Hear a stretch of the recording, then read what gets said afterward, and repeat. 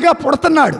నరుడుగా పుట్టినటువంటి యేసు ప్రభుకి తండ్రి పేరు కావాలా, తల్లి పేరు కావాలా, ఇంటి పేరు కావాలా, కులం కావాలా, గోత్రం కావాలా?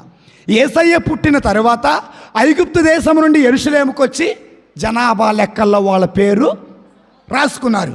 జనాభా లెక్కల్లో వాళ్ళ పేరు రాసినప్పుడు ముందు యేసు, తర్వాత యోసేపు, తర్వాత మరియమ్మ, తర్వాత ఏ గోత్రం చెబుతారు?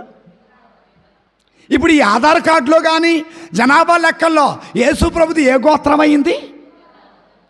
ఆయన పుట్టింది యోధా గోత్రంలో. రెండవది, ఆయన రాజుగా రాబోయేది కూడా యూదులకి రాజుగా. అది మాత్రమే కాదు, ముగ్గురు రాజులు వచ్చేయమంటాడు. యూదులకు రాజుగా జన్మించిన శిశువు ఎక్కడ? సో కనుక ఆయన పుట్టిందే గోత్రం